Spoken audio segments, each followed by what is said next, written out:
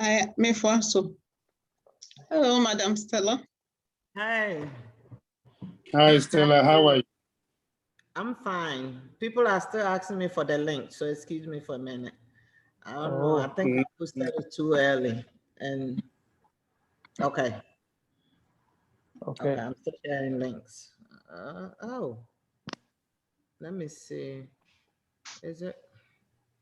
Oh, okay. The meeting, the link is on. Okay. Yeah, I'm fine. You're fine. Okay, Frank, are you ready to record now? Already recording. Okay. Well, good afternoon or good evening, everybody, and welcome to another edition of our AkataSlopsa Health Education Series. It's been an honor to be part of this. We've been going on with this for about a year now, and we are very grateful to the wonderful people who have supported us and have participated in this series. Over the past year, in spite of the pandemic, I think we have found a way to really stay engaged as fraternity and sorority, because most people would think that the pandemic was going to keep us indoors, but I think through this process, medium, we've been able to stay engaged. And I think that's a good thing. If there's any silver lining out of this pandemic, I think we've been able to stay engaged as a group. So we also want to thank our fraternity leadership and our sorority leadership worldwide for their support. We also want to thank our great professionals who have been with us throughout. We've called upon them. They've always availed themselves to share their knowledge with us. And for that, we are very, very grateful. You all agree with me that COVID-19 has been a very devastating and ruthless thing that has hit the world. Some of our friends, our acquaintances, our workmates, family, countrymen, you name it. There's been a lot of people who have had to succumb to this. And it's something that I wouldn't want us to take very lightly. So at this time, I would like us to just take a moment of silence to honor the memory of these wonderful people, precious souls who have left us. So we'll take a moment of silence and pray that the Spirit of God will continue to strengthen their families and that they will also be able to rest in peace.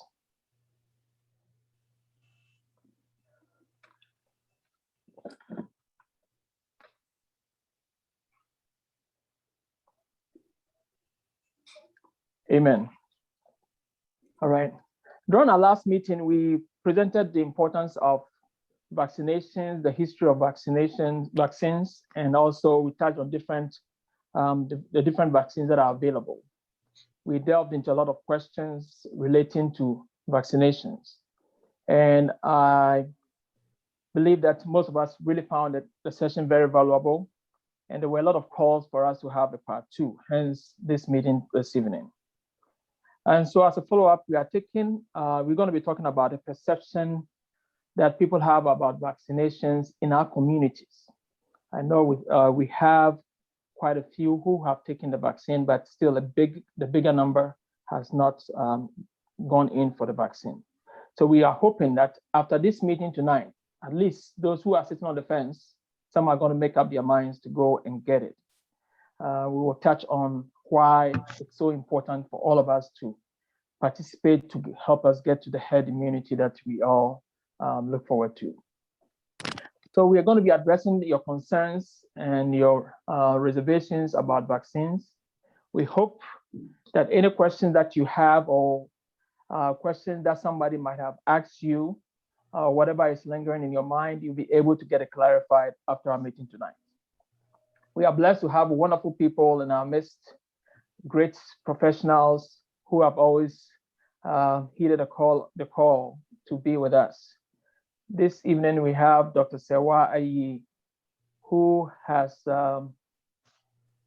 been with us. He was with us the last time around. She is a graduate of Wesley Girls High School. Hello.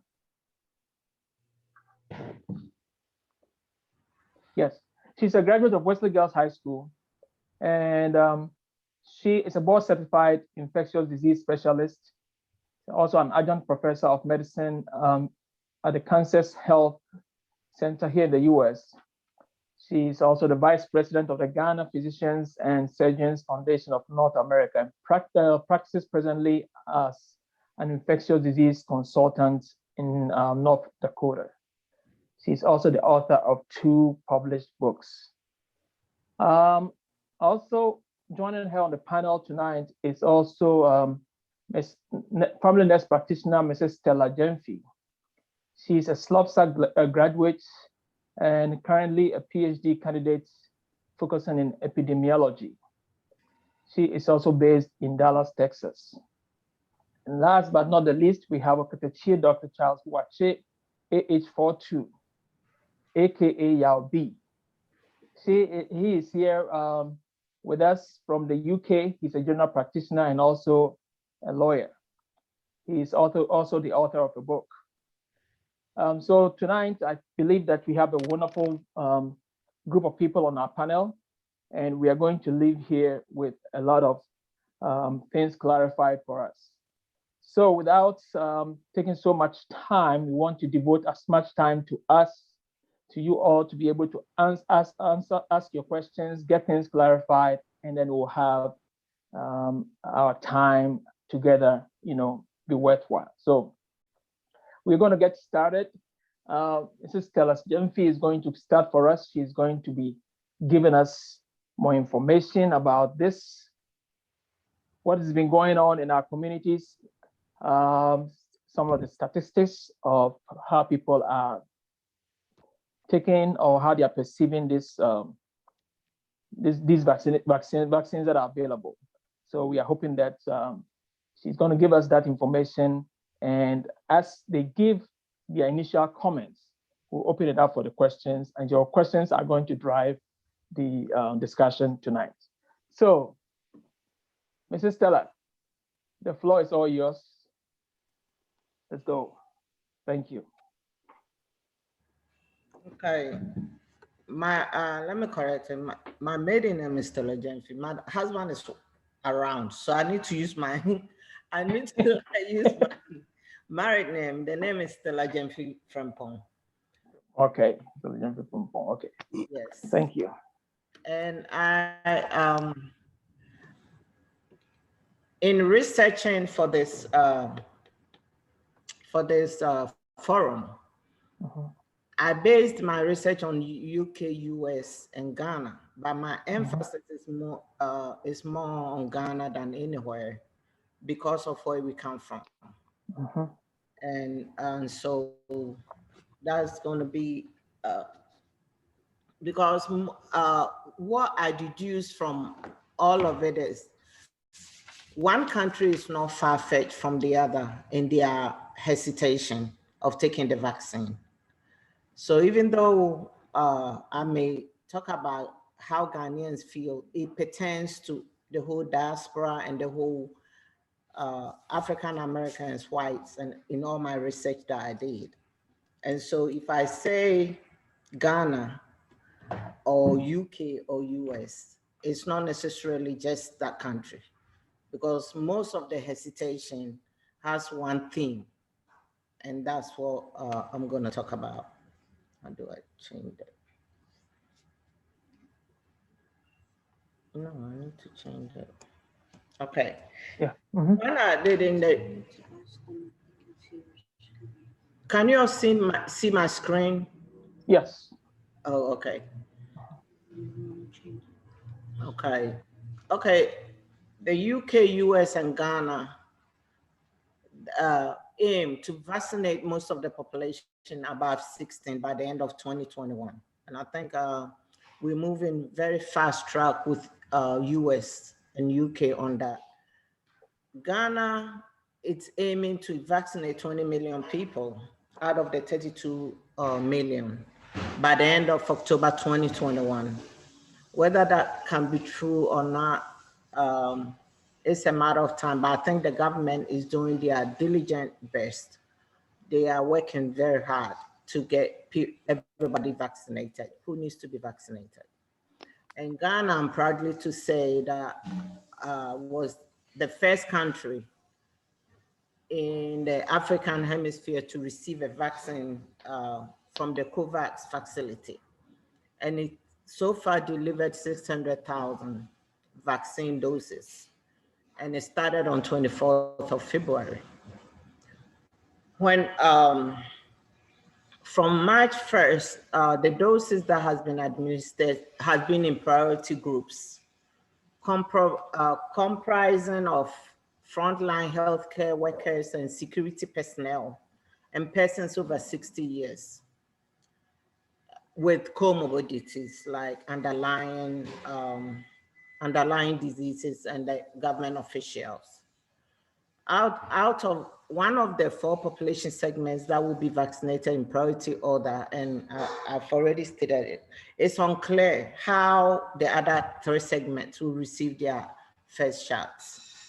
Pregnant women and children under the age of 16 at this point are excluded due to the limited data that they have. Oh, okay, you're doing it for me. You know, we had a problem in Ghana when the first case hit, with the first wave that came, there was a glossy media coverage, and it created this perception that the government is on top of things and that the general population had a false sense of security, and they did lax on in their compliance of what protocols was put in place. However, there's been a shift since then because of the second wave in November, when a lot of people died. Media outlets have since engaged health experts and has investigated claims of shortages of PPE and hospital beds. And now their focus has been on everyday Ghanaians about safety measure concerns.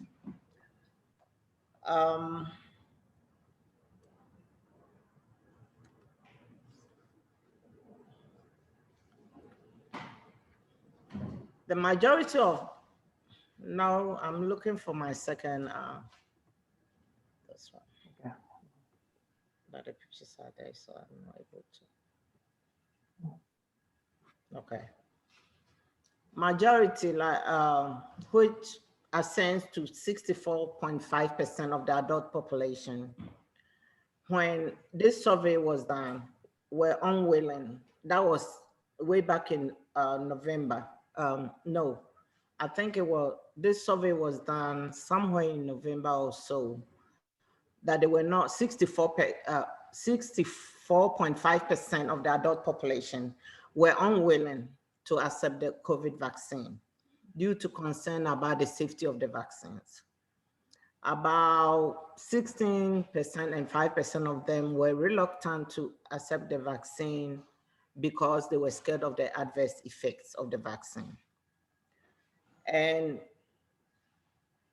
studies that have, and it has been the main concern through the 3 countries that I did the studies on. And so as the anxieties and uncertainties about the safety underlying, it's what is really being considered the biggest problem. Ghana, among the aspirants and everyday people towards the vaccines, the proliferation of the fake news, misinformation on social media, and certain quarters of the popular press is fanning these embers. Despite some world leaders showing us when they were taking their vaccination, people like President Akufo-Addo, Biden, Donald Trump, I mean, all the world leaders took it in front of the camera. And they've talked about the vaccine will not alter your DNA, it will not embed a tracking device in your body, or neither would it cause infertility in women or men. there's still increased resistance among some people. I'm not saying all of them, but some segments of society to get the vaccine. Many people are skeptical because of safety concerns. These doubts are born out of conspiracy theories, claiming that the vaccines are meant to harm Africans. Even though the vaccine is the obvious way out of the pandemic, Ghanaians remain skeptical about getting immunized. Conspiracy theories, mind you, have existed for eternity. This is not the first time it's coming around. And so it's up to us as medical professions, not just medical professions, but stakeholders in society, to educate people, to help allay their fears. Oh, did I?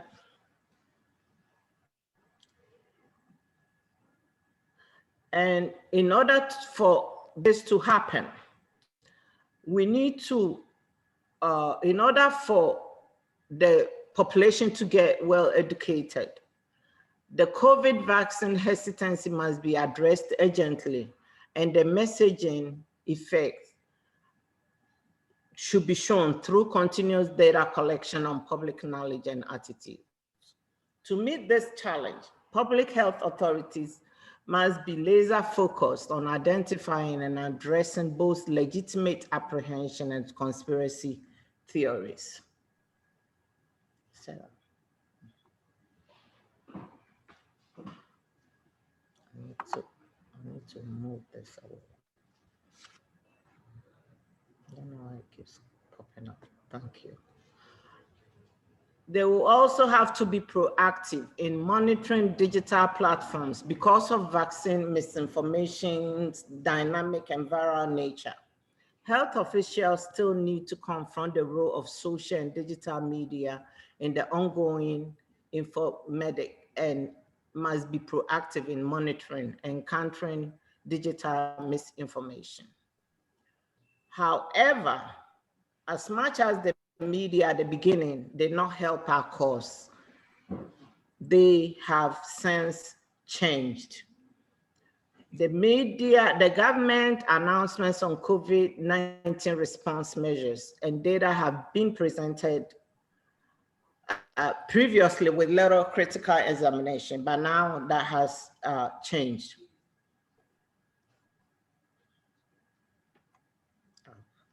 I did it again.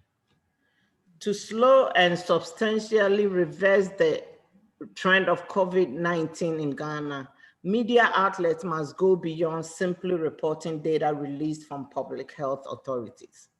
Science journalism in Ghana needs more expertise and elevation, and especially for this pandemic. It should include robust evidence-backed reporting, fact-checking government data, countering community-wide misinformation, and discuss what the government is doing in terms of implementation of public health response plans. It will also be essential to measure progress towards public acceptance of the vaccines.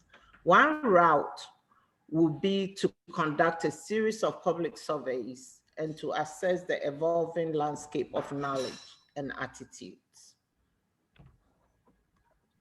Oh, I did it.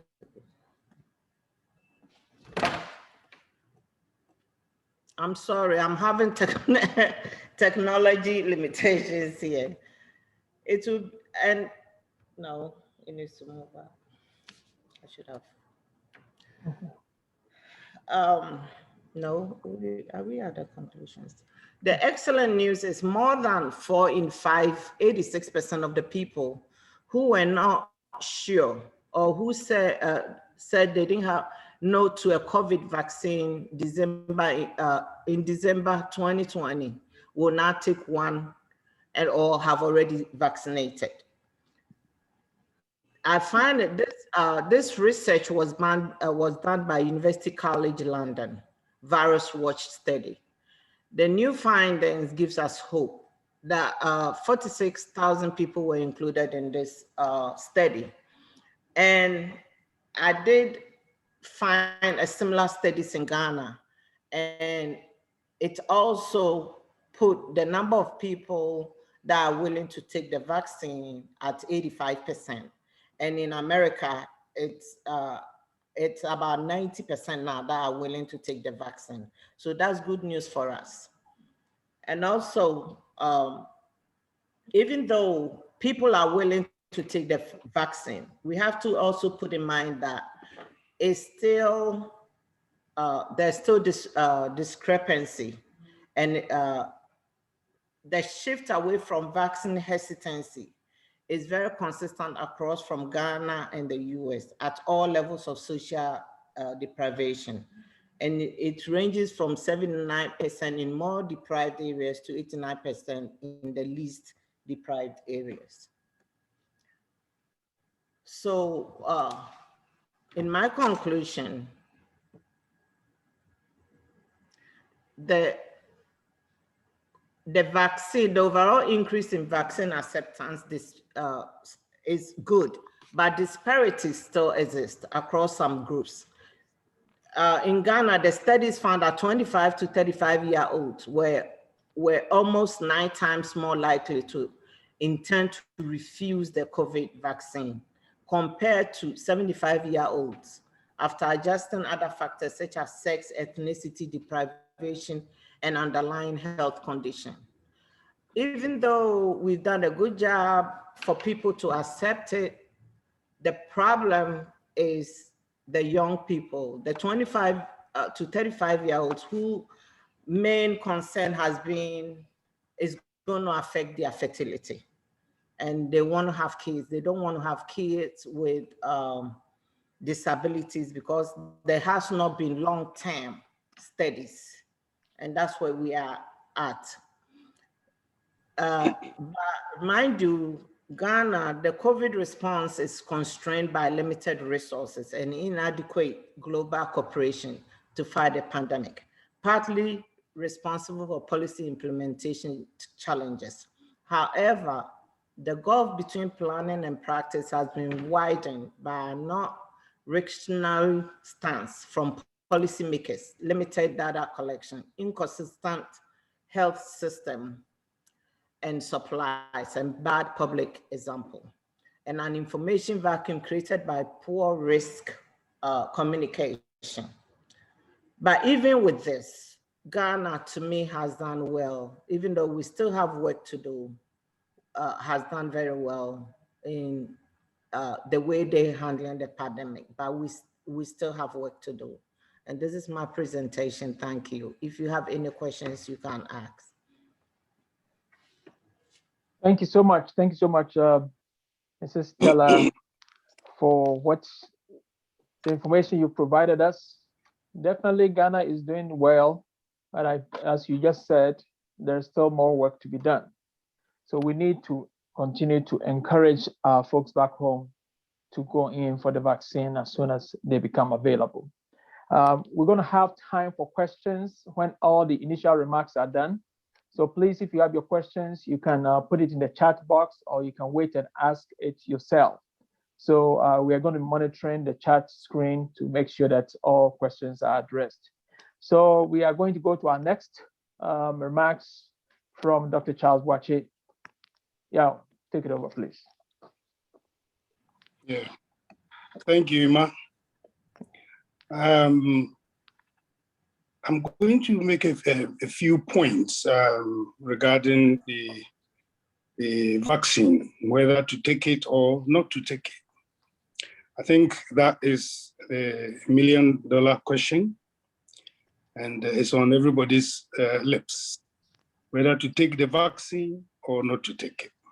I think this meeting is a very good meeting, and is geared towards us finding answers to some of the questions, some of the burning questions that are prickling our minds as to whether we should go for this vaccine or not.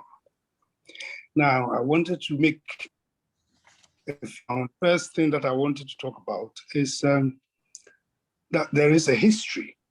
I mean, whenever a Black man's history, I'm sure everybody's minds goes to the Tuskegee syphilis research, or the syphilis that people talk about. But I'm not going to talk about that history.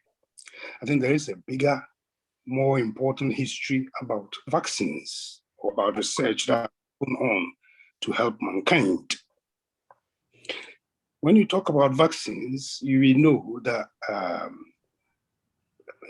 previously we were afflicted by several infections, and there were very horrible diseases out there. And through research, people managed to get vaccines. And we can talk about TB, we can talk about smallpox, most diseases that were afflicting us, polio. They are all not with us now, or they have been curtailed because of vaccines. So if we are making decisions, we have to bear this in mind, that although there are horrible histories out there, there is a very good history for us to fall back on. So that's the history that I wanted us to focus on when we are making this decision whether to take the vaccine or not to take it. The other point I wanted to make was about children.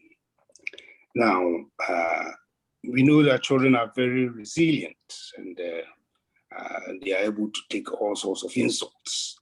Now, we know that at the age of only 8 weeks, we vaccinate children. We give them about 5 vaccines at a go, just like that. And we use these to protect them. Tetanus, pertussis, diphtheria, polio, we pump all these into them. And we don't worry about it at all. We know that these are going to save them from these horrible infections that I was talking about earlier. So these are, looking at what we do or we give to children. If you think you are not going to take the one vaccine that is going to help you with COVID, I mean, it's a matter of comparing. You have to look at it and then decide, make a decision for yourself. Obviously, nobody is going to be compelling anybody to take something that they don't want to take, but look at children. We know that COVID, in some ways, some people think that it's being kind to children. In a way, it may be true, but people also feel that probably children were not tested well enough, in terms of maybe people just put the swab in their noses. They are gentle with the children, so they don't take a good swab or something like that. So all these probably may have affected or skewed the results that we were getting from children. But we know that some were actually affected, and those who had these multi-inflammatory diseases, it affected the children, and actually some died. And it is rare in children. We know that COVID affects children, and also people have now noticed that those who recover from, those children who recover from COVID, when they go for PE and all those things, they are not able to function the way that they are able to previously. They were able to previously. And all these, we know that they can be affected. Although we haven't managed to make the vaccine for the children, I think vaccines people are doing research on it, and hopefully we will be able to give vaccines to COVID vaccines to children. In the UK, we give from 18 and above. We don't give to children. And I'm sure as time goes on, this will change. So that's the bit that I wanted to talk about children. Now, my third point that I want to make is the vaccine hesitancy. I think Stella has touched that. And all I want to say is that it's not true that somebody is out there trying to get you or get a specific race, eliminate a specific race from the face of the earth. I don't think that's the case. I mean, there are a lot of things that, I mean, from recent events, we can see that if people want to eliminate you or kill you, I think they can do it brutally, and we are all witnesses of what can happen. They wouldn't go about it by creating some medicine that needs to be stored about 70 degrees, minus 70 degrees. It cannot be stored even in Africa, or in the name of trying to get you killed. I don't think they will go to that extent to do that. And people talk about microchips, talk about 5G, there are a whole host of things that people are talking about. But what we have to know is that these things have been there for a while. You know, the MMR thing with the association or the non-association with autism, but people were peddling that as well. And because of that, many people lost out from taking MMR, and there were some sporadic measles outbreaks, all because people were saying this. And those same people are there. They are anti-vax, they are against vaccines, and you call them to bring their children, they won't bring them. So that is what is feeding on what is happening now, and that's moved on to COVID, which is a separate thing altogether. So if people are anti-vaccines, they are there. But now it is, we are giving it an euphemism, saying, oh, these are vaccine hesitancy. But it is still the anti-vax people who are working through these things. So that's the point I wanted to make about vaccine hesitancy. The fourth point that I want to make is the risk comparison. Risk comparison is very, very important. I mean, when this disease came, everybody saw what happened. People were dragged to hospitals, sent to intensive care units. People had, they had ventilators and all those things. And people died horribly. That's not all. Those who didn't die, those who survived, there's this issue of long COVID where you are ill as if you're not ill, always tired all the time. Our patients call us, please give me a sick note because I don't think I can function as I used to. So all these things are there and they are genuine. You see people that you know were very, very healthy. Now they are crumbling, you see. So you look at all these and you want to compare this suffering and even those who lost their lives. The people who died in the first wave, they didn't even have the chance to make these comparisons that I'm going to make, or these risk comparisons that I'm going to make, because there wasn't any vaccines to even fall for. So that has happened. So those of us who are here now, and we've been given the opportunity to make these comparisons, we have to compare these side effects that we are going to have from the injection and what can ensue if you get the actual disease. I have a patient who lost both parents. They just came to visit. Within the space of 3 days, both parents had died. Such a patient, if you ask for vaccine, they won't wait for a second invitation. So these are the sort of comparisons that I wanted us to make. Now, the vaccine is not without its side effects. We know the initial side effects of maybe pain at the injection site, or some people get some high temperature, or maybe next day you are very, very weak. These are there. These are very the common ones that people report. But we also know that there are very serious side effects of the vaccine. And what is making the waves now is the blood clots. And the blood clots, they've done the assessments and they've come out that the risk is now about 4 in a million. What it means is that if we give 1 million doses, 4 people are going to have this horrible blood clots. Now, this blood clot is a bit different because what it does is it affects the brain, the main vein in the brain. And because of that, it is not a very common thing, it's very unusual. And when that happens, it also thins your blood because your platelets level goes down. So your blood becomes very thin, and then you start bleeding into the skin and many other places.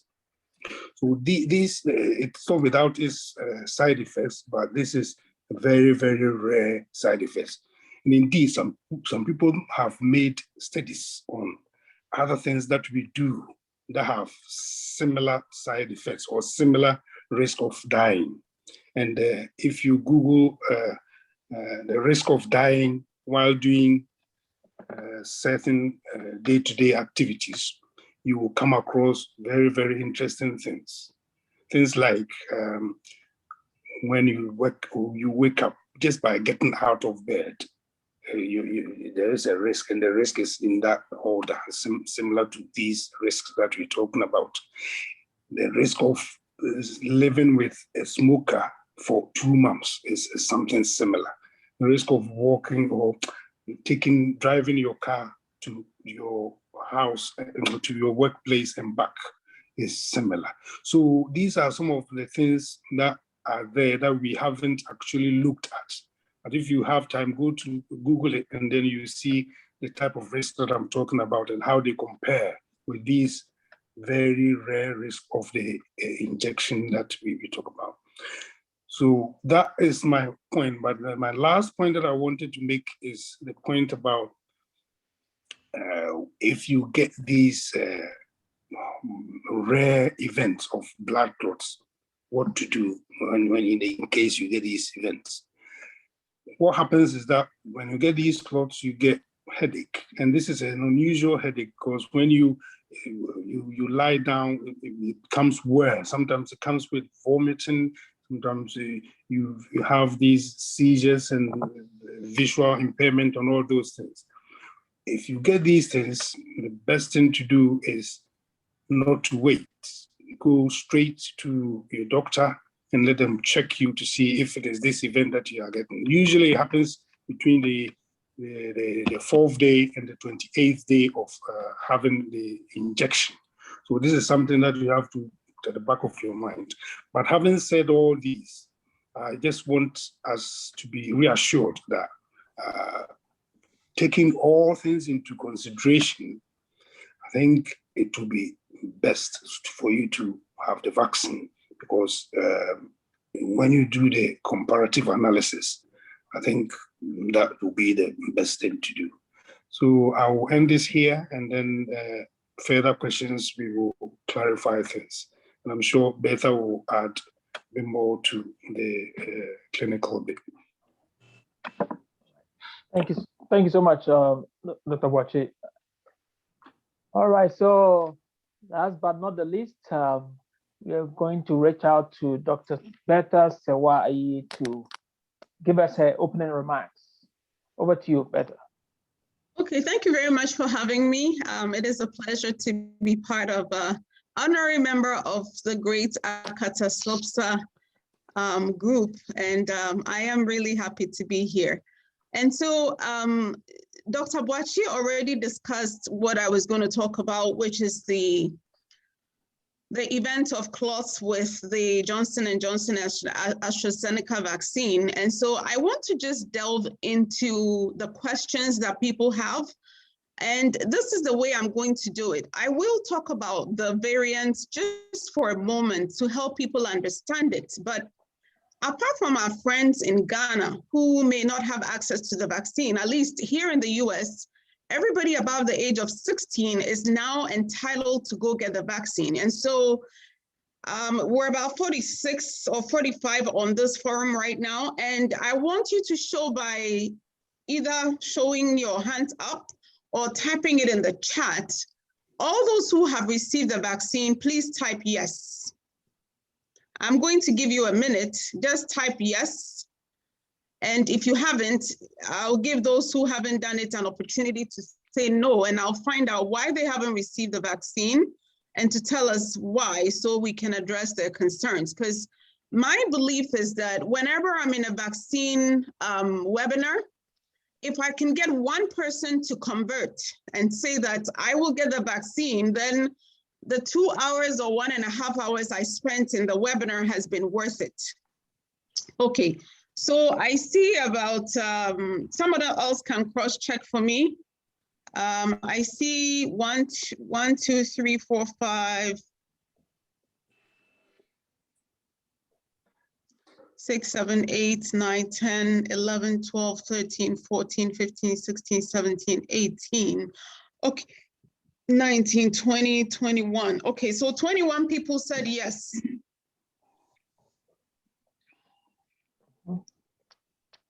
Yes, about right. Okay, there are cases where people who recovered from COVID get infected. So if the person could not be immune to the attenuated one provide because these people, okay. So those of you who are saying no, can you put no and then just give a reason why you said no? So I'm going to give you time to do that. And then I will talk about vaccine variants and then I'll answer specific questions. If I can get someone to change their mind, then we have been successful. So what are the variants? I know people keep hearing they're variants, they're changing. So let me just tell you. And I'm going to give an example of bananas, oranges. You go to the shopping mall or you go to the market to buy oranges or let's say yam.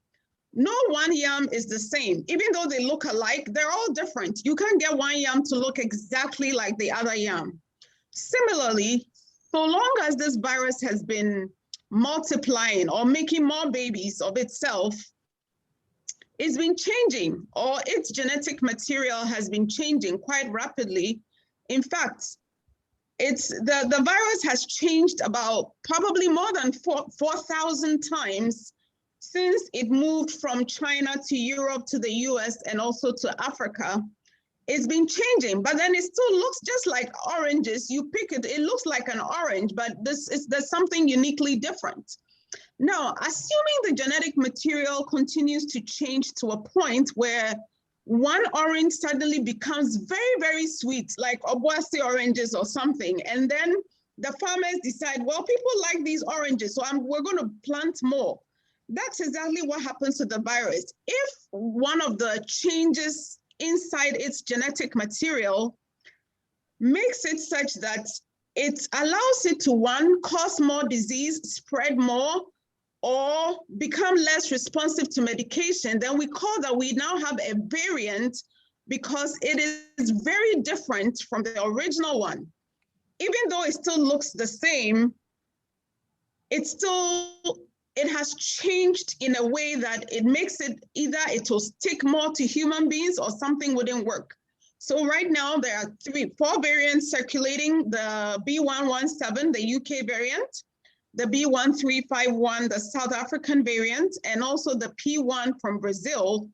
And also there are 2 variants from California. And some of these variants, in fact, if you look at the reason why they're calling them variants is that they take the virus, then they take the blood of somebody who has recovered from the COVID-19, meaning that this person's blood is full of antibodies or soldiers, or somebody who has been vaccinated. They take their blood and mix it with the virus and see what happens. If it's able to kill the virus, it means that the virus really hasn't changed. But if they add it and the virus is still swimming around like nothing has happened, then it means that the virus has gotten stronger. And some of these variants, they find that the antibodies from people who have been vaccinated or recovered is not able to kill them. And that's why they're calling them variants. But the hope is that as more people get the vaccine, the virus will spread less and there will be less variants. So that's just something I wanted to explain. One plus said he underwent surgery, but he will take it at the earliest opportunity. That's good. But the rest of 22 people, they haven't said yes or no, and they haven't said why they haven't taken the vaccine. So if anybody has specific questions as to why they haven't taken the vaccine, please let us know so that we can break, or at least see if I can explain specific questions to. Okay, there's a question here that says there are cases where people who recover from COVID get infected again. So if the person could not be immune to the live virus, can the attenuated one provide the immunity needed? Because these people are advised to take the vaccine. Yes, it will provide some vaccine. It will provide some protection.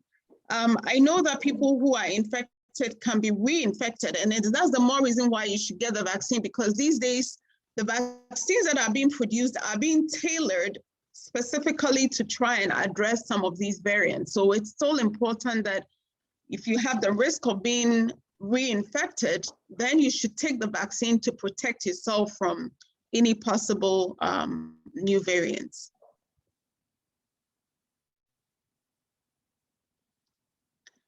Okay, Eugene said he liked my analogy about the oranges. So I don't want to keep talking, but if you have something specific. Okay. So I have a question here that should a person who has had a COVID-19 vaccine still take the vaccination, and if so, why? If you've already had a COVID-19, should you still take the vaccination? And the reason why it's a yes is that the thought is that if you get the disease, within probably 3 to 6 months, the immunity goes down and you are open to reinfection. So getting the vaccine allows you to build more immunity for another 6 months to a year. And at this point, we don't know how long the vaccine immunity is going to last. Will it last a year? Would it be 2 years? Would it be 3 years? We don't know yet. So it's important to still immunize yourself. You know, in a way, COVID reminds me about HIV. HIV came on the scene when we were about 18 or something. That was somewhere in 1985. And I honestly thought, you know, 2020, I thought HIV would be gone because of the kind of education that went on. Unfortunately, people between the ages of 19 to 24 are still the highest number of people getting HIV every day, left, right, center. And so I thought, you know, COVID is come and it's around, it's gone down, but people are, every day I go to work, there are people with new infections with COVID. In fact, yesterday I asked one woman, why haven't you received the vaccine? She said she doesn't know about it. I'm like, really? Because she was in with COVID and getting the monoclonal antibody. So I think it's very important that we realize that we don't want it to hang around for 35 years like HIV has done. As much as possible, we should all get vaccinated so that we can break the cycle. Do you foresee COVID-19 being an annual thing like flu?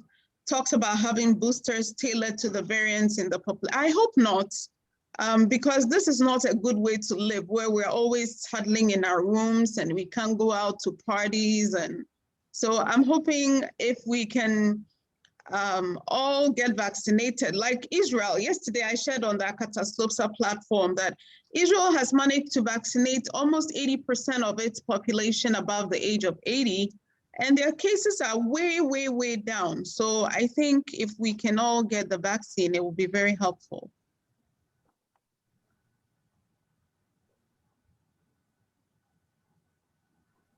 Someone has a question that should a person who has had a Johnson & Johnson shot consider getting a Pfizer or Moderna shot now?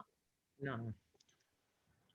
And I think the answer is no. If you've received it, allow it to work.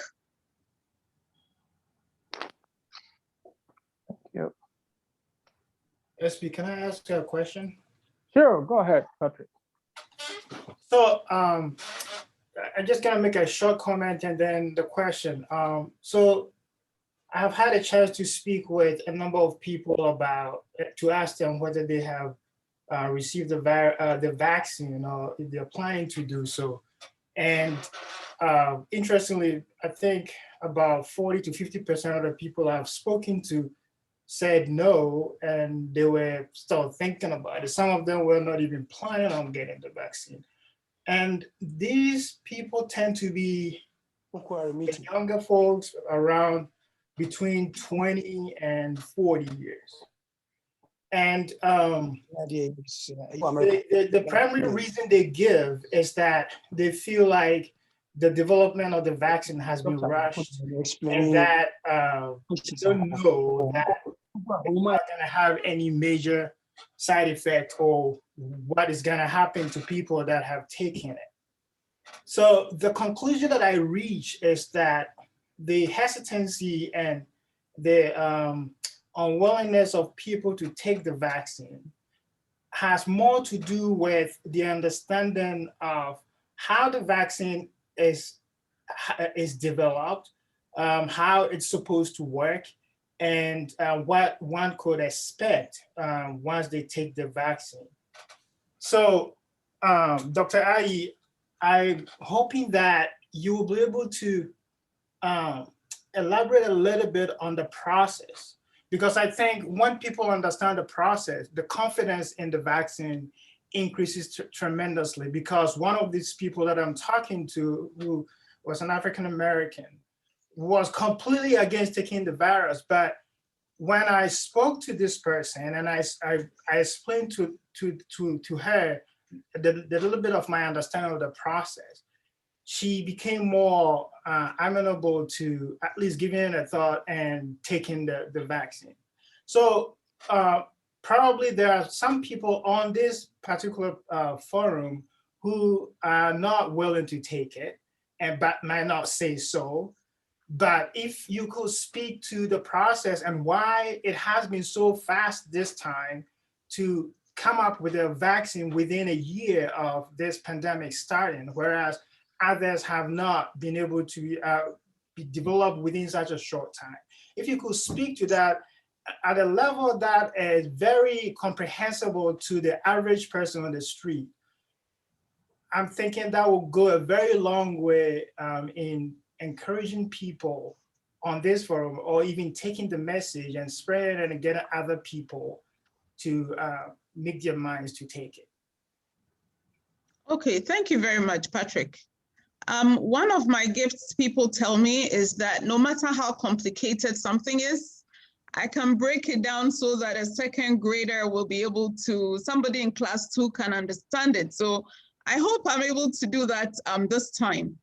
So you said many things, and let me tackle them. One is how were the vaccines developed? 2, why was it done so fast? And how do they work? Is that kind of your question? Okay, so let me, and then the fact that why does it work differently? So there's an English proverb that there are many ways to kill a cat, you know. The bottom line about vaccine, which I shared in the last time when we met, I shared this, that the word vaccine is actually the Latin word for cowpox, an animal virus illness. Cowpox does not affect human beings in a big way, but I'll explain it. Cowpox, the Latin word for cowpox is vaccinia, and the Latin word for cow is vacca. And it is out of this that we have the word vaccination, because there was an illness that had plagued the world for 3,000 years, which is smallpox. And this disease sometimes had a fatality rate of 80%. Nobody knew what to do. And then Edward Jenner made an observation that the milkmaids, when they go to milk the cows, they get little spots on their hands. And so long as they get this cowpox, they wouldn't get smallpox. So he did this experiment, artificially gave somebody cowpox, and he was able to protect the small boy from smallpox. Because of that, people started raising large amounts of cows, getting their blood from the cows and giving it, and we got our first vaccine smallpox vaccine, and 1980 smallpox was eradicated. What is the point I'm trying to make? A very strange idea. Go and take an animal virus, put the animal blood inside a human being to prevent disease. So comes polio. You take a polio virus, the live virus, sometimes you put it in your mouth, inject it, or sometimes you take a virus, you kill it. What is the underlying factor of all this? Your body is trying to build soldiers to kill an invading army. How you are going to kill it, whether you are going to use a bazooka, you are going to use a stone, you are going to use a knife, you are going to use a bow and arrow. The point is to kill the foreign animal. In this case, this virus came, it's affecting so many people, there's no vaccine. So people thought, you know what, if we can find antibodies to the spike protein, those little spikes, I'm just going to use as an example, the little spikes that are projecting from the virus, if we can find antibodies, maybe the virus will not be able to even attach. So the mRNA, which is the Moderna and Pfizer vaccine, they realized that, well, if we can artificially make this mRNA in the lab, find a way of putting it inside people so that once it gets there, the people themselves will make the spike protein. The body will see it as foreign and produce antibodies. But before it produces the antibodies, the body will destroy the mRNA anyway. So the Pfizer and Moderna vaccine is built on the fact that you are receiving artificial information to make your own spike protein, build antibodies to it, and then when your body encounters the virus, it will destroy it. That is why they were able to find that it's almost like 95% effective. People still get breakthrough disease, but it's very effective. Now, the AstraZeneca and Johnson & Johnson is a little different. Instead of instructing your body to make the protein, this time they put the messenger RNA or the genetic material in another virus called the adenovirus. When it gets in you, it still uncoats itself and also allows your body to make the antibody. So that is how some of these vaccines. Now, there are several types of vaccine, like the ones from China, for example, they just kill the whole virus and put it inside you. So that's the attenuated. So far, none of the Johnson & Johnson and AstraZeneca and co are what we call the change virus or attenuated virus. So those are a little different. Why have they been done so fast?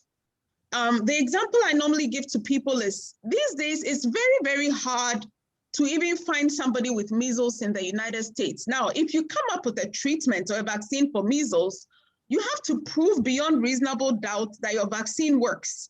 And the only way you can prove that is maybe you find 20,000 people, give them the vaccine, another 20,000 people, you don't give them the vaccine, and then you have to prove that the people you gave the vaccine to got protected, those who didn't get the vaccine did not get protected. Because we're in the middle of a pandemic, in both the Pfizer and Moderna vaccines, they recruited 46,000 people, and within a short time, they were able to prove that for the Pfizer one, over 159 people who didn't get the vaccine developed COVID, and only 9 people who got the vaccine developed COVID. So that's a huge difference.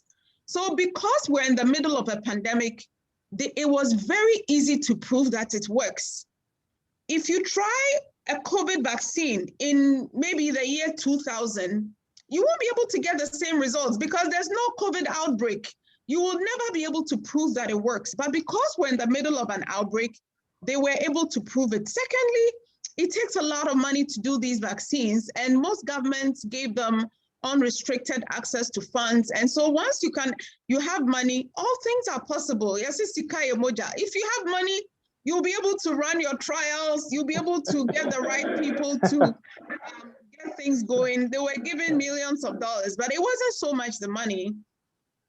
But the point is, it was the fact that we're in the middle of a pandemic, the fact that they had technologies that they had used for cancer for the mRNA vaccine, And that is how come they were able to get a vaccine that works. So I hope I've been able to answer your question. Patrick. Yes, you have. Thank you so much. And maybe as you said, the fact that there's so much advancement in research and technology that something that would take a year to complete probably might take 3 months to finish. And so maybe that could also speak to what you already said about the transfer of technology from other areas of science like cancer and other cardiovascular disease to really focusing the effort on developing the vaccine. But I appreciate that. Thank you so much for speaking to these points. You are a genius. And just to add to this, I think what happens is that we shouldn't underestimate the willingness of the people to perform heroic acts by offering themselves as guinea pigs for these things to go ahead. During the pandemic, people have shown that they were willing to present themselves because it's like they said we were at war, who were willing to offer themselves. Compare it to, say, the year 2000 when there wasn't anything at stake. You wouldn't get the recruitment so fast. So the recruitment of people is also an important thing. And because many people were willing to offer themselves, the numbers got bigger quickly. Okay. And because the numbers were so big, you were able to calculate and make a statistical analysis and say that this is really genuine and it works. So that's also another important factor. So now the other thing I wanted to say is that people want the vaccines to be tested on people. They said, oh, it hasn't been tested before. Things like children, pregnant women, and all those things. It's so difficult. It's very, very unethical, you see. So you sitting aside, waiting for somebody to be tested upon so that you use it, it's a big ask, isn't it? So if people have already put their lives forward, or they've put their lives on the line, and they've made the initial assessment, and we say it is safe, you still want these people to hang on and wait for 10 years to see whether they developed something before you go and get yours. Come on, I think the COVID has time for that. The COVID will not wait for you. That's how I see it. Okay, this is Stella. Thank you. Go ahead. One thing, this is Stella. Okay, Stella, go ahead. Yeah, there's one thing I wanted to add.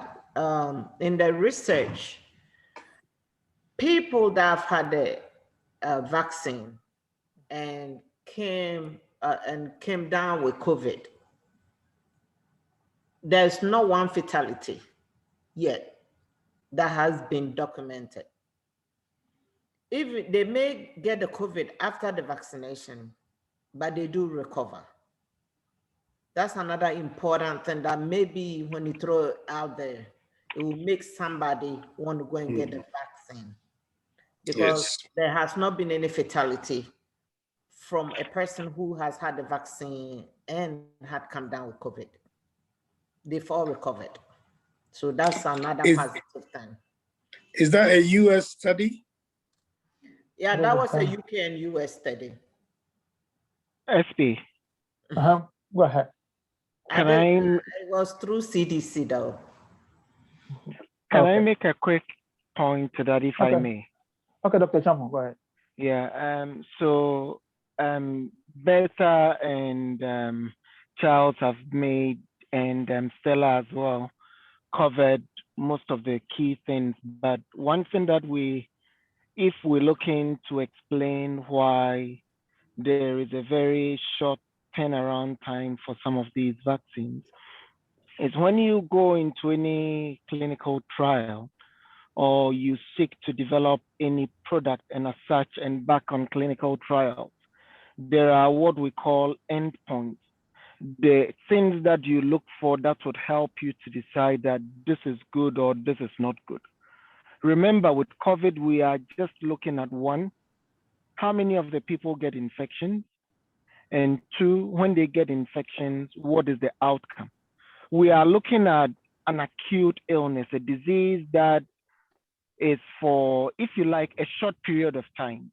If you compare it with things like, okay, how many people who take hypertensive medications develop strokes?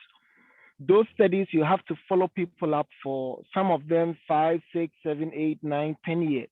And sometimes some of the studies go on up to 20 years. We've had studies that have gone on for up to 50 years.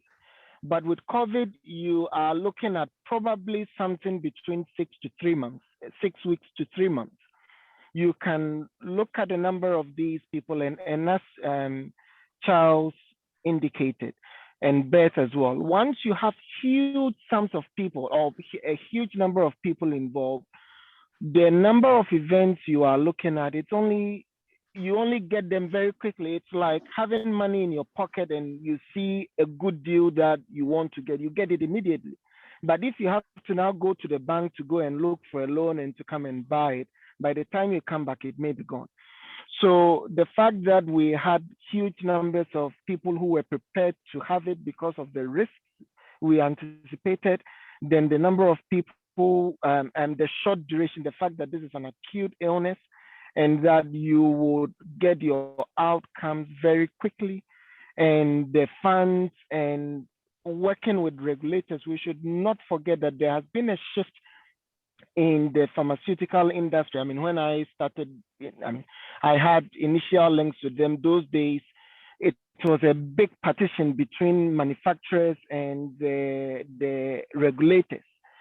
And so you had situations where it took forever for drug manufacturers to even get to the point where they would say, these trials meet our targets. But now, as part of efforts to facilitate development of drugs and to cut down costs, a lot of these engagements take place very early, sometimes even before most of the time before these trials start, because you need to make sure that all the things that the regulator wants, you have put in your trial, so that you wouldn't start and you get to a point and they tell you, you've not done this, or you omitted that, or you've not done that. So all of these things are pre-programmed, such that once you do it and it shows the desired results, then you don't have much difficulty getting the regulators to support you to get it licensed. Okay. Thank you so much, Dr. Champon. Now, there are a few questions here that I want us to go through as quickly as we can. It says, so if someone says, my mom took the first dose of AstraZeneca in Ghana. Since Ghana has changed their second dose timetable, can I bring her to the US to start her on a different vaccine? She has an appointment with her doctor. That will be hard to reschedule. What are your thoughts?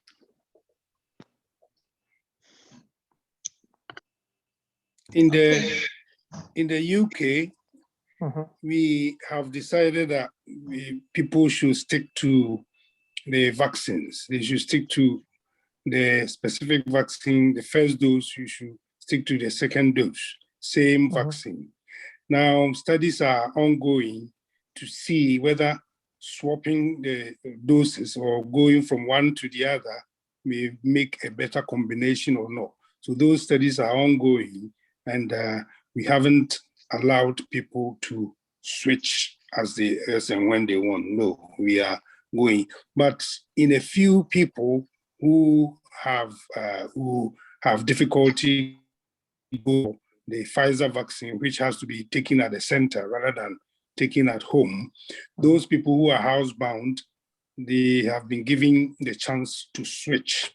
As if you had AstraZeneca initially, or if you had Pfizer initially, but you can't come to the center for the Pfizer anymore, we are allowing them to go for the AstraZeneca. But that they have to sign a consent form to let us know that they agree that we don't have the figures or we don't have the scientific backing to say that this works or this will be superior or inferior. Okay, Okay, thank you. I think with this particular question, she was talking about the first dose of AstraZeneca in Ghana. So coming to the US, I know that is not going to work because the US has not approved AstraZeneca for use. So you cannot do that. So I think that would be one of the answers to your question, sir. So if you're going to the UK where AstraZeneca is available, then I think that would be okay. That would be a yes. Okay. So the next question is, says most of these pandemics don't affect the West, but Africa and most don't affect the West, but Africa and we Africans don't have the resources to develop it. The West actually can produce vaccines in a short period. So now that it affects them, that is why it has been so quick. If it's affecting Blacks alone, we could have not seen this quick turnaround. I think that's what he's trying to say. But you might have a point. But the fact is, if it's something that really affects them, I think the attitude is different. We've had malaria around for a long time. And because it's not affecting people outside, I don't think they put in that kind of effort. So, which also helps us to think about ourselves, that how do we create the resources from our end to be able to do these things ourselves. I think Africans are more than capable. We have the brains to be able to do these things. And I hope that as we go forward, we also start considering how all the best brains outside of our continent can be put to use back home to be able to come out with vaccines to address the peculiar needs of our people. So that's my aside, one thing aside the point. Okay. Someone says, please, has taking the vaccine caused people to relax in following the safety protocols? Yes. Yes. Yes, okay. Yes. Because one thing that I want us to take away from this meeting tonight is that when you have taken the vaccine, it doesn't mean that you cannot carry the virus. The fact that you've taken it right now, you can still spread something to someone who has not had it. So that's why you are encouraged to continue to wear your mask when you are in public, when you're in a close environment with people who might not otherwise have not taken the vaccine yet. You might need to wear your mask, make sure you are still social distance, and wash your hands as has been instructed for us to do. Those protocols are still in place, especially when in public. But when you have your family that have been vaccinated, then it's okay for you to go without mask and interact as you used to do. That's okay. If the people, your immediate circle, they've all had the vaccination, that's different. But if you are around people who you don't know, it's very possible that you could still be spreading something. Although you might not be getting that, being affected yourself, but it's possible that you can affect someone else. Okay. Any other comment before we move on to the next question? SP, I think there is also the fact that there's general fatigue to just following the guideline for so many people, and so I think that is a factor. And in places where people insist on their freedoms, like a country that we all are very familiar with, you have people bringing into the equation. Yeah. I mean, there are two countries. Which one are you talking about? Is it US? US. So Canada. Okay. God's own country. SP, I have a quick question. Sure, go ahead. Yeah, recently I just read in the here. I just read in the papers that a man was given Moderna for his first dose, and then the second dose he was given Pfizer. Mm-hmm. And my question is that I know one time they were doing a research if this can be mixed up, and it has happened to a person. Should we be afraid if such as happened to a neighbor or a family or whatever? Is this something that we should be concerned about, or going forward, people can just, for example, right now, there's a shortage, if there's a shortage of AstraZeneca, can they go and use mRNA for them? Or if there's a shortage of Pfizer, can you use Moderna for to vaccinate the person? I mean, I'm gonna mix and match. Is that possible? But something has happened already in I think in New Hampshire area. Whoa. Okay. Okay, Okay. I think I can handle it to some extent. First of all, I'd like to thank Dr. Polly Champon for his comments and all the other comments that have been passed. But I think to Patrick asked me how the vaccines work. Much as Dr. Boache mentioned, we're trying to stick with one vaccine so we don't mix them. I know there are trials in the UK itself to see if after one vaccine you can take the other one. But come down to the biology of the virus. What are you trying to do when you give an mRNA vaccine? You are just telling the body to make the spike protein of the virus.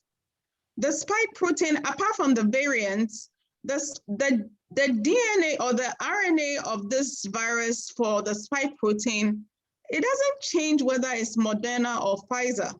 You are still telling the body to make the spike protein, after which your body will produce antibodies. And I don't think that if you give Moderna or Pfizer, the spike protein information is different. So if it's not different, at least from my perspective, I don't see why it should be dangerous unless it's going to give conflicting messages to your immune system. Because remember, you're not artificially giving antibodies. You're doing a 3-step process. You're giving mRNA, you're telling the body to make spike protein, and you're telling it to make antibodies. So if you give Moderna or Pfizer and you've still given the mRNA, I don't see why it should be dangerous or different. Thank you. I think it's not the danger itself. I think it's more to do with the protection that the person might gain. And that's why, if you remember, when I was talking about the UK thing, what we do is we make the person sign that you agree that we haven't made a study on this to know whether it will give the level of protection that only one of them would have given. Or you get what I'm trying to say? So yeah. It's more of the combination that we don't know. So since we don't know, it's not, but probably it might not give you level of protection that specific AstraZeneca or specific Pfizer would give on its own if it's given twice. Can I make a quick comment here? I mean, some of these mishaps, I mean, as you Paul, you're coming in and out. You're breaking. You're breaking. It's gone. Okay. It's gone. Okay. The AstraZeneca, I'm saving Pfizer and Moderna are really well controlled. So you go to a place and you get it. If we get to the point where, say, someone can go to the pharmacy shop and pay for whatever they want, then that may become a bit tricky. But hopefully, as we go along, we will gather a lot of data that may explain a lot of these things. But I share the point that Beth makes, and I get your point as well, Charles. But I think we are at a point where, because of the controlled system that is being run, it's the chances of that happening is pretty low. Okay. All right. So there's another comment here, a question. It says, I've taken the first dose of AstraZeneca and the second one is yet to be taken, but I'm confused about the information around that people over 60 should be given AstraZeneca. Please advise me.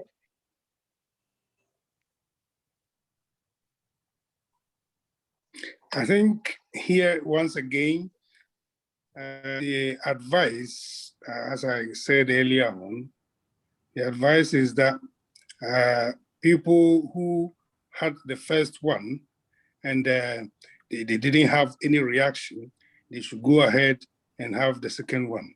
In fact, in this country, that's UK, people who are below 30 are not allowed to have the AstraZeneca anymore. So if you are below 30 and you had it previously and you didn't have any adverse effects, you can go ahead and have the second dose. But other than that, those who haven't had their first doses yet, if you are below the alternative, without mentioning names. Okay. I don't think in the US that is our protocol, right, Betha? Because we're not taking AstraZeneca here. We are not taking AstraZeneca. So, but we are not, we don't have any age cutoff points now for any of these vaccines because it's open for 16 and up. So 16 and up, the ones that have been approved for us now, they can be given to anybody. I think just last Friday, it was said that the Johnson & Johnson was going to be back to be given again, but because I know there was a short pause, they are going to give it again, but with warnings. And that's about all they have done. It's not, there's no age cutoff. And also, CDC did release on, was it? Yeah, I think it was Thursday that they've done studies in pregnant women. Okay. And they found Pfizer being safe for pregnant women. So I think by next week or in about 2 weeks, they're going to release pregnant women to have the vaccine too. Okay, thank you.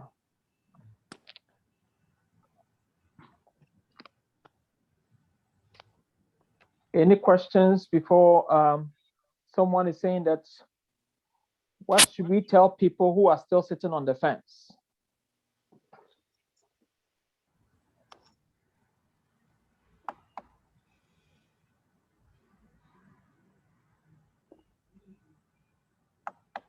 I think the takeaway point for now, for whoever is sent that question, is that the quicker we can all get to herd immunity or to get to the point where we are able to hold this virus in check, the better it is going to be for all of us. Because the longer it hangs around, the more variants are going to be put in place and the more complex this virus is going to become. And so then the eradication is going to be very, very tough. So as much as we hate to have these lockdowns, if we hesitate to take the vaccine and keep postponing when we are going to get it, we are making life tougher for everybody else. So if we get the vaccine, so the great percentage of our people get it, and that helps to keep the virus in check. In the long run, everybody is going to be better off because we don't give the vaccine, the virus chance to hang around to just keep changing itself and become more hard to contain.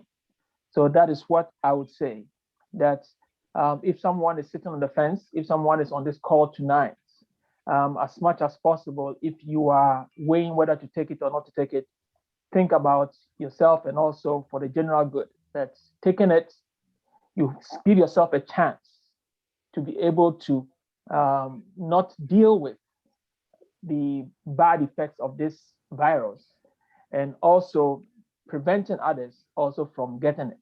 Because at the end of the day, we don't want our life to be turned around, for what it is right now, where we can't socialize anymore. That is not who we are as human beings. We are social beings. We need to be out and about. But the longer we stay away from taking the vaccine, we don't give ourselves a chance to be able to get back to normal. Swazi, you have your hand up. Please go ahead. SP, before Swazi, could we also add that it is equally important, if not more important, to really ask and understand where people are coming from? Yes. Because the reasons are many and they vary from each other, and sometimes people are more willing to change their minds when they feel like their concerns have been heard and have been addressed. Otherwise, sometimes it's very difficult to change minds. Thank you so much, Patrick. Swazi, please go ahead. Hi, good evening. Good evening. I think it's been great as usual. Just on a lighter note from what Patrick just said, maybe just mix it up with soft drinks or whatever. Everybody will have it. I think that would be the easiest way. But I've got a two-part question. My question is to do with this Pfizer trials on younger kids, children, that are currently sort of ongoing. To me, I believe when you look at the community infection rates, the impact of COVID on adults, is really high compared to children. And I have heard that the primary aim of childhood vaccination is to stop transmission.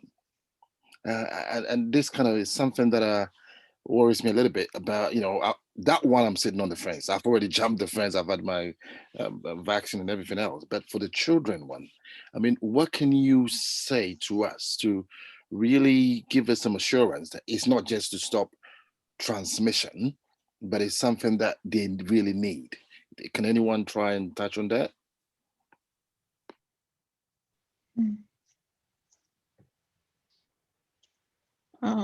That would be a bit of a tough one. First of all, let me address something else. I think Patrick had said something about people who are sitting on the fence. I have just found that when we have small group settings like this with less than 50 people, maybe 20, 30 people, it's easier to convince people to get their vaccine than when they are hearing something on TV that it's safe. So far as the children are concerned, I do know that children, in this past month, we've had more young people coming in with severe disease, maybe not children per se, but we have people in their 20s. I have 18-year-olds, 22-year-olds coming in with COVID, some getting the monoclonal antibody infusion. So it's not as though children are immune. And we also have to remember that we have that multi-system inflammatory syndrome, which is not very common, but was quite prominent in the US and the UK, where children who may not even show signs of COVID will come in with what they call septic shock and multi-system involvement. And so children can also have some effects from COVID. So I mean, that's just my comment on that. I don't feel as strongly as you do about studies being done in children. And maybe Dr. Boachi would have some perspective, or Stella.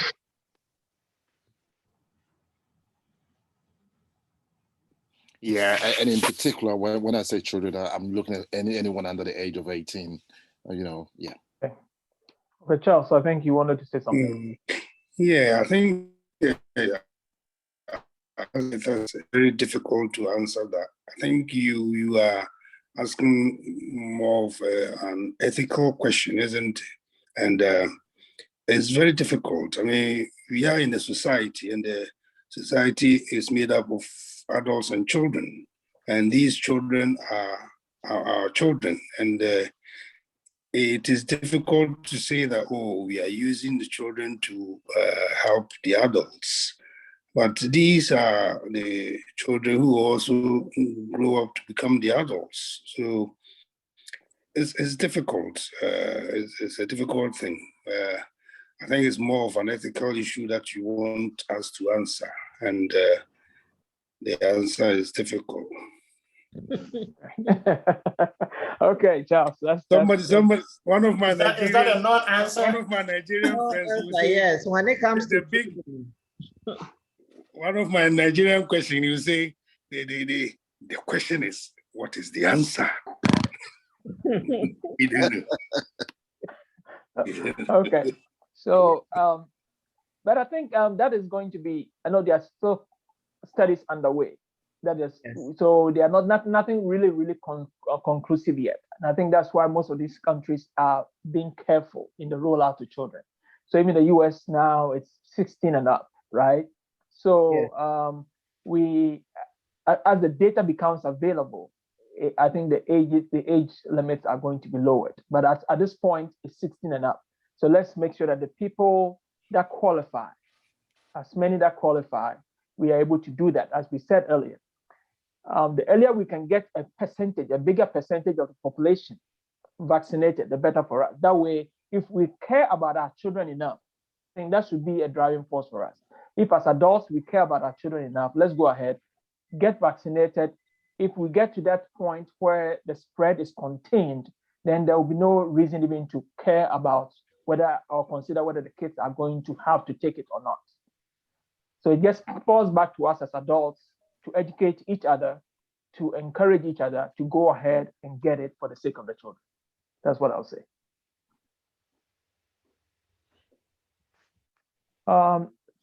Nana, please go ahead.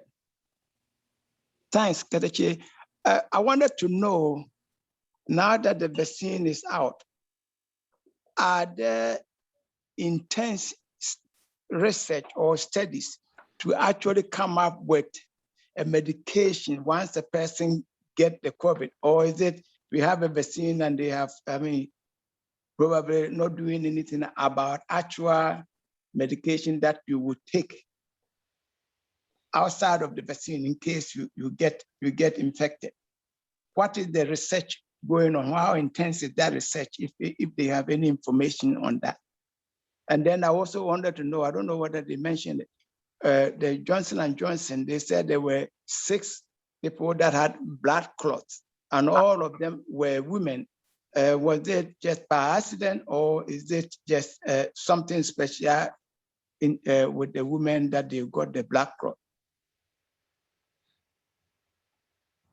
And does anyone want to pick it up? Okay, I can answer the first one about the treatment, because if you go to National Institute of Health clinicaltrials.gov, you would find that there's so many ongoing clinical trials trying to see if they can find a cure for COVID-19. So that has not stopped at all. In fact, even the vaccine studies have not stopped. So the treatment studies also have not been stopped and they're still ongoing. Your other question had to do with the Johnson. They haven't found out why it was 6 women who had it, whether there was some predisposing. So they're still looking into it. It's unclear why it was the 6 women who had those side effects. And then you had a third question. No, those were just the only 2. Okay. Yeah. So, can I add to the what Dr. Ayi said about the research for the cure?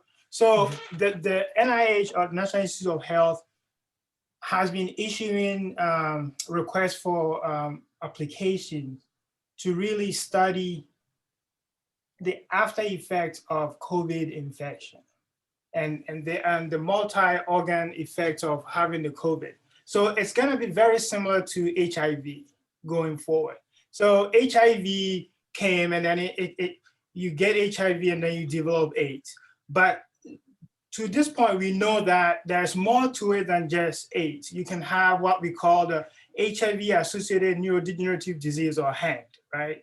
And so right now, I think I shared a couple of articles with the WhatsApp forum some time ago. We do know, for instance, that when you get COVID, the virus can actually infiltrate and change the structure of cells that make up your heart, or the heart cells, and actually give you some cardiac complications. We know that it changes the function and decreases the function of the kidney. Okay, so there are multi-organ effects, and this actually is one reason I give to people that are hesitant to take the virus, that the potential negative outcome of having the virus is much greater than what you would get when you get the vaccine. And because there's so much that we don't know. And so what we will be seeing going forward is more effort on finding cures or treatment for disorders and diseases that result from having COVID-19, because it probably will be the case that, for instance, somebody with heart failure from hypertension might respond better to a particular kind of treatment than somebody having heart failure from COVID-19. So these little differences and nuances need to be studied and understood so we can better change the way we treat various diseases. And so that is where at least in the United States, that's where the government is putting research money into. Okay. And then also, I know with your question about these medications or studies, yes, there are quite a few drugs that are in the pipeline, that are potential, they are being considered. As we're talking, there's a small study in Israel about an inhaler, which the initial data looks very promising, but it's not been approved yet. It's still in the third phase of trial. So let's see what happens with that. But the initial data looks very, very promising. There is a drug already out in certain countries. I know Turkey and also a lot of the Asian countries, they are promoting favipiravir, that it's helping to really cut down the number of days in the hospital or number of days that people will have to deal with COVID. So that has not been approved in the US yet. And I don't even think what they have put in an application for approval yet here in the US. But there are quite a few out there. And I believe that as we go along, that is going to be the way to go, or something that, because most people don't like taking the vaccine over and over. We don't want to be having booster shots here and there. But the first thing right now is for us to get it contained. When we have it contained, that's when we can then be able to be looking at all these different drug options to deal with them as we go along. Sorry, SP, just a quick one. I think okay. The Australians are also touting this anti-parasitic, is it called ivermectin? Ivermectin, yes. Yes. That is still being used. Around for many years. Yeah. And Okay. Emmanuel, were you the one who posted the question that says, why do we still have to put on nose mask after vaccination? What therefore are we preventing with the mask? I did not put it out, but I think someone, I didn't put it out. I think there's somebody else. There's another person called Emmanuel Poku. Emmanuel Poku too, yeah, I think.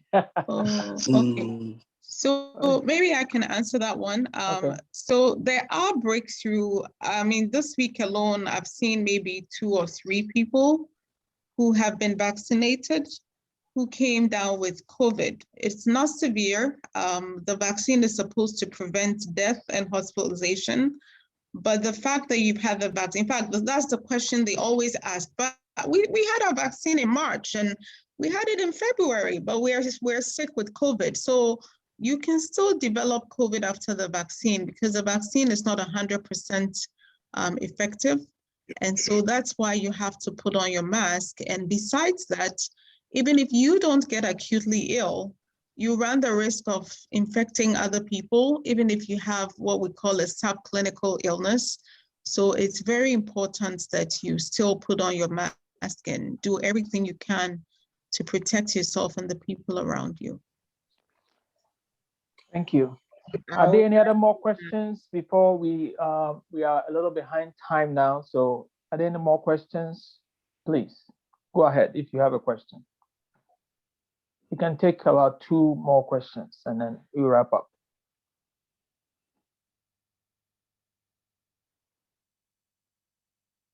Okay.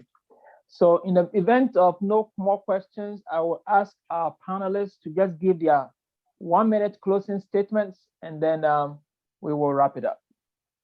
So, Ms. Stella, what's your closing remark in about a minute? Okay, in the healthcare field, you see when this disease first hit, and we were hoping that it would go away. Well, it became personal for me because I've lost about 4 family members and some acquaintances that I personally knew. And they all had an underlying disease. One of them, I'm not sure. It hits home when you have family members that you try to educate and they tell you, in Ghana, we don't have COVID. It's all American disease. Then it touches home in Ghana, where family members die. So we need to take it serious because this is not a plain disease. This is a serious disease. It doesn't caution you because you may be walking around with a disease and don't even know it till it's too late. Because when you hit that emergency room, you probably not coming back home. And so that is my caution to everybody. Please, let's take it serious. Take the vaccination if you can, if you are within the realm of taking it. Mask, washing hands, safe distance. Please, let's practice it all because there's no need to keep losing people that you know to this disease when there are precautions to be taken. That's my statement. Thank you very much, Stella. Charles. Yeah, I think our take-home message would be the way we analyze the facts and figures that we have available in social media and also from all our experiences, what we see. I think the main issue is to have your own risk assessment.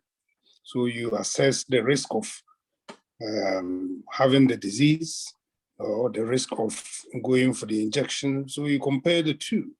I think it's not easy if you don't have the information. But I think by now, most people at least have an idea of what COVID can do.